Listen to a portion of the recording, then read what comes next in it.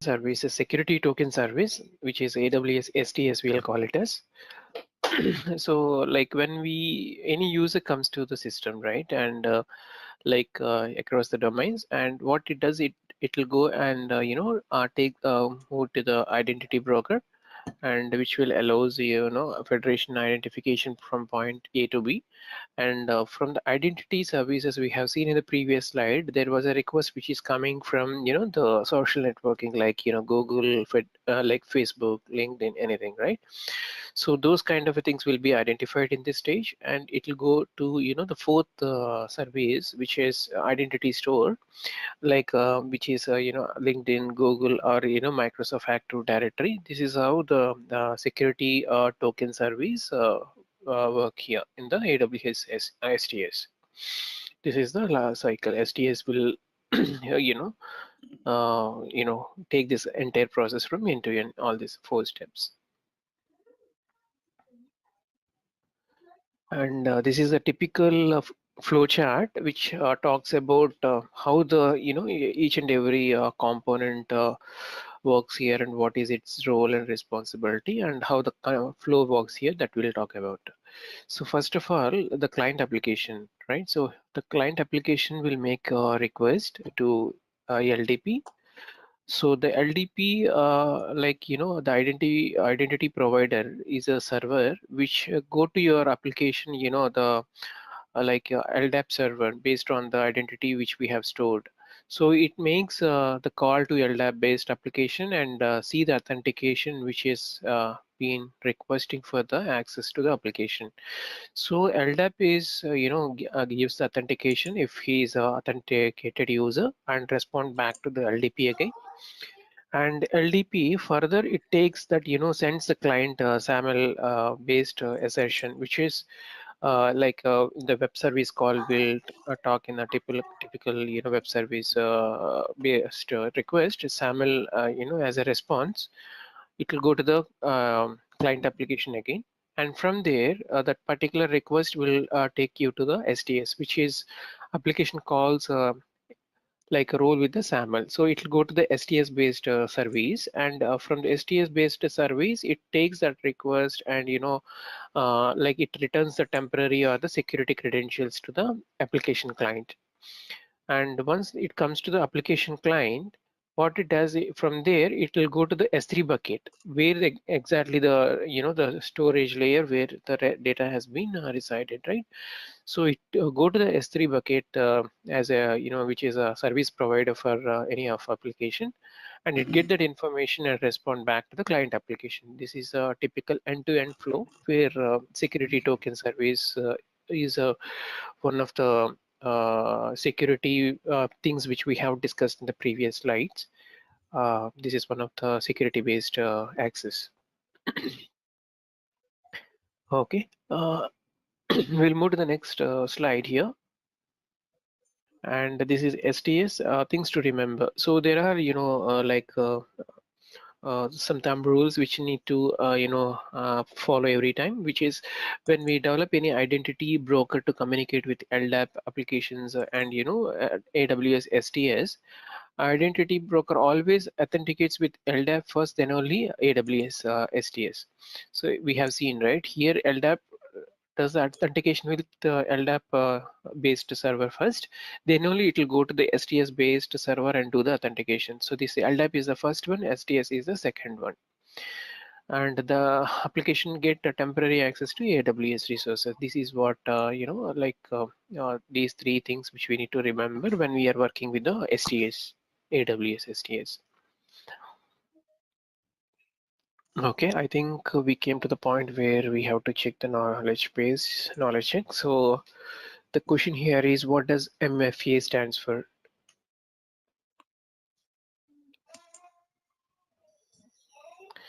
Yes, Patrick.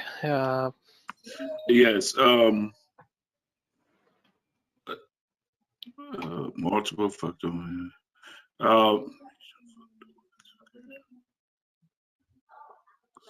It's A. No, wait. Multiple factor. No, it's not. No. Authentic. Multiple factor authentication is D. Yeah, D is the right answer, right? Yeah. Multi-factor authentication. Yeah. Yeah, D is the right answer. And going to the next question, what AWS tool is used to track, monitor, log IAM user activity? Well, I will go with CloudWatch. No. We have seen in the previous diagrams also where the cloud Yeah, trail will, yeah, CloudTrail. Yeah. yeah, cloud trail will track all this information, monitor and keep store of, all log IAM logs. Yeah. Okay. Yeah, CloudTrail. Okay. Okay. Practice assignment. This is for you to, practice probably after the session. Okay. Configuring IAM account. So that's what I said, right? You have to create your AWS user and you need to create.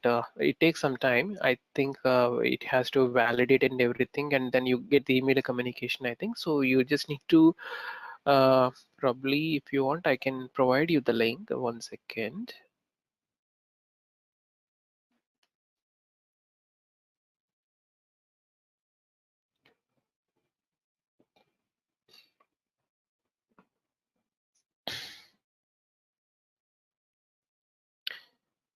Okay, so just go to create a new AWS account in this page and follow whatever the instructions that it asks for and provide all your information with your personal email ID to create a AWS account and see if they ask for some activation emails and all that, probably you need to wait for it, but probably after that you can create the AWS account, users, groups, and see how it is working for you. Okay.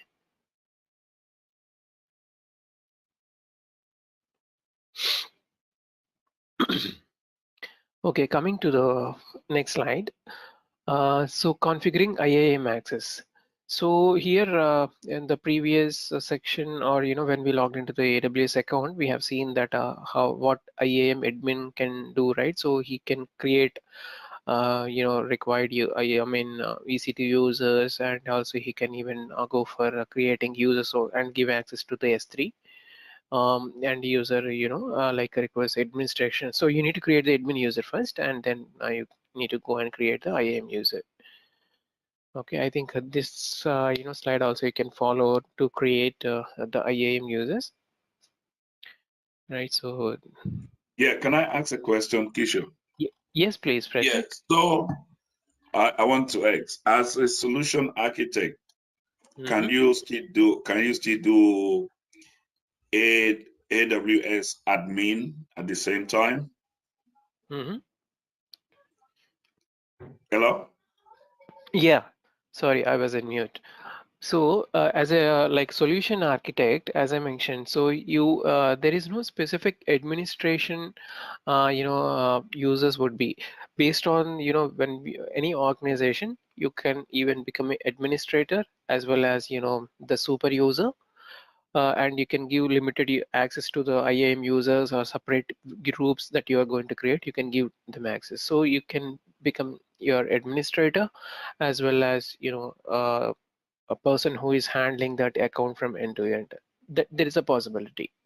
But typically, if you take, major giant organization, they would have administrator separately who would be managing only the administrator, and you like when being a person working in a project as in a development team, you'll not have access to the all the admin policies, so you will not be in a position to see all that information, to secure that information. That also we have covered in one of the slide, right? So developers will not be getting 100% access. It will be given based on the access which is required only for the developers. What I'm trying to ask is that I want to just get a base, like, because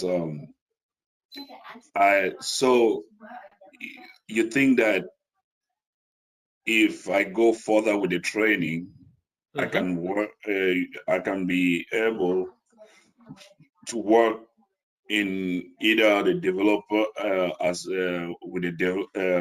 as a developer with the developer team or solution architect or any of those things? Giving Uh, yeah, this training is specifically for the solution architect. So a what we are solution discussing. architect. Yeah, so what we Okay. are discussing, all the topics here is specific to the solution architect. There are Yeah. a few services which is required for the developer certification. That is another certification which is provided by the AWS. But there you need to have a couple of programmatical background which are required for the developers to do that. Okay. But this course is intended only for the solution architects. You can work as a solution architect in a development team, but you would be doing most of the administrating work, and like whatever we are discussing in this training till, and which are the typical roles of solution architect in a project. Okay. Thank you. Yeah, no problem. Okay, so we'll discuss about what are the key takeaways what we discussed so far.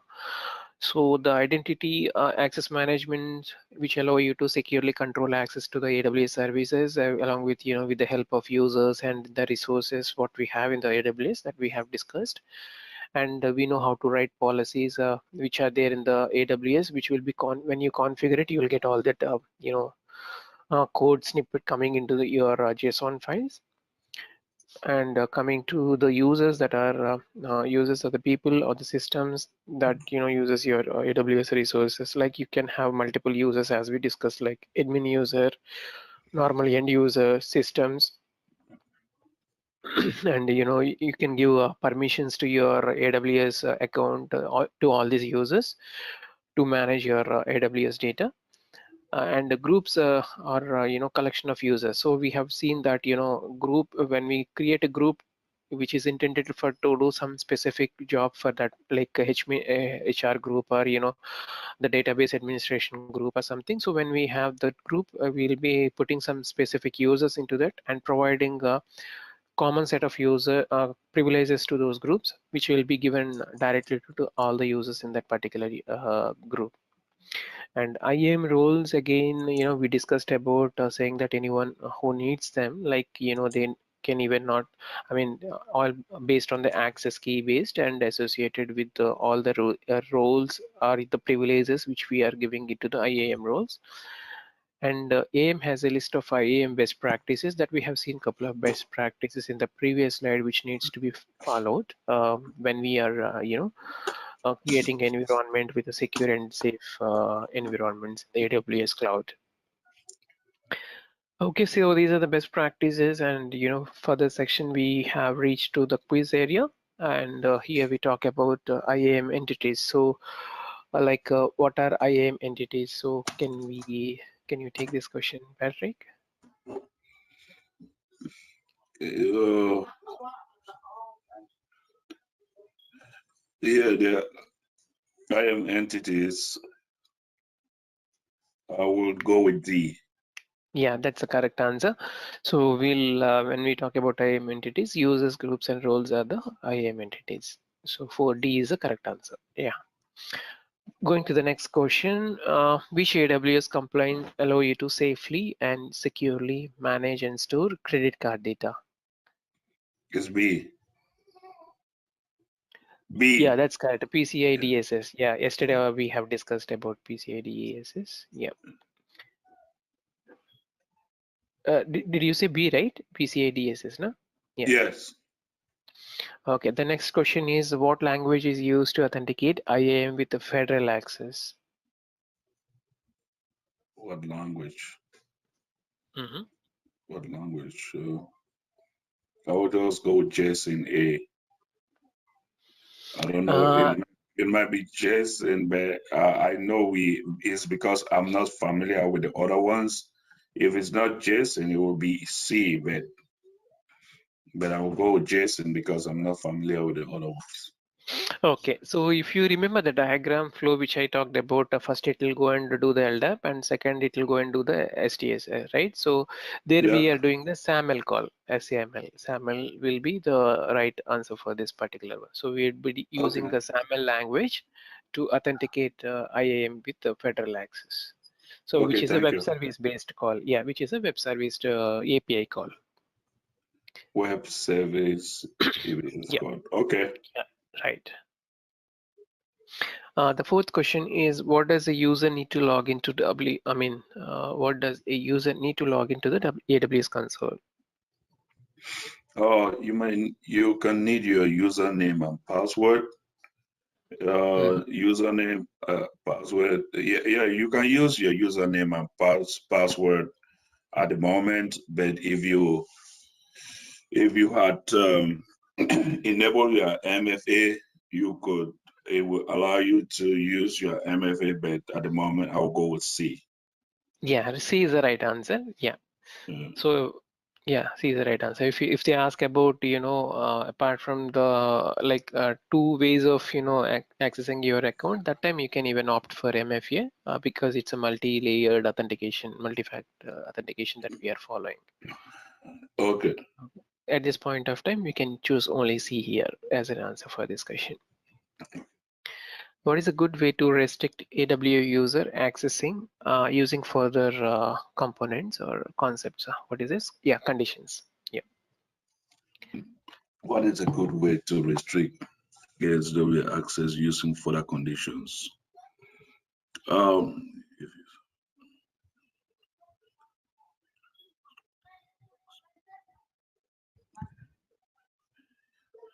um, you can use C. Yeah, right. See, this is the add-on question to the previous one. So, multi-factor authentication is the next level of restriction. Yeah. Yeah, C is the right answer. Okay.